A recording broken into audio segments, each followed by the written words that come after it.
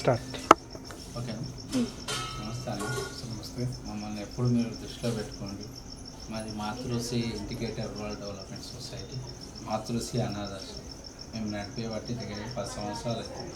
ఈ సంస్థ రిజిస్ట్రేషన్ కానప్పుడు కూడా నా వంతు కూడా ఎన్నో చేశాము. సొసైటీలో బ్లడ్ డొనేషన్ క్యాంప్స్ చేసాము, హెల్త్ ప్రోగ్రామ్ చేసాము.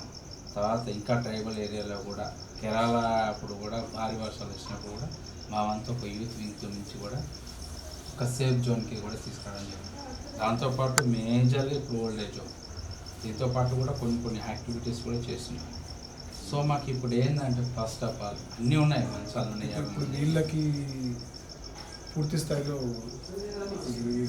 అంటే మీ ట్రస్ట్ ద్వారా మీ సంస్థ ద్వారా అందుతున్నాయి, అన్నీ అందుతున్నాయి సార్. కానీ ఒక్కటే లేదు సార్, ల్యాండ్ ఒక్కటే లేదు.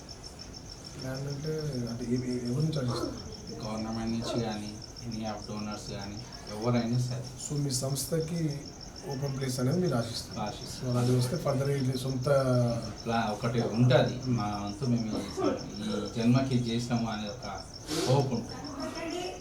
సో ఎంతోమంది ఇలాంటి అభాగ్యులు ఉన్నారు. మీరు బ్రతికున్నప్పుడు కాకుండా మీరు చనిపోతే కూడా 10 మందికి ఉపయోగపడేలా మీ ఆలోచన లైఫ్ లాంగ్ ఉండాలి.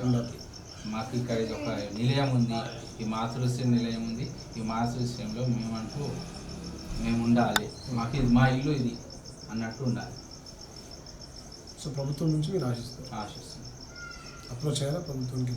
చాలాసార్లు అప్రోచ్ అయ్యాం, కానీ ఇప్పుడు ఇక్కడ ఉన్న షామీపేటలో కానీ ఇక్కడ చాలా ల్యాండ్ కోటల్లో ఉన్నాయి, కొనే పరిస్థితి లేదు. వ్యవస్థలో మార్పులు పెద్దగా ఉన్నాయి కాబట్టి మీకు కొనలేము, ఇంత లక్షల్లో పెట్టి కొనలేము.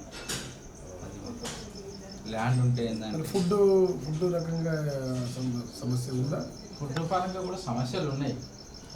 కొంచెము ఒకవేళ మీ సంస్థకి పర్టికులర్గా ఫుడ్ సమస్య అయితే, అంటే తినే అన్నమే సమస్య అనే వాతావరణం నాకు 24 గంటల ముందు మీరు నాకు కాల్ చేయండి. తప్పకుండా భగవంతుడు మాకు ఇచ్చిన ఇదిలో మా వంతుగా మీ ముందుకు రావడానికి మీకు ఎటువంటి అభ్యంతరం లేదు. సో మీరు అలాంటి ఎప్పుడు కూడా అంటే భయపడకండి, ఫుడ్ విషయంలో భయపడకండి. సో నేను మిగతా వాటి గురించి మాట్లాడుతున్నాను.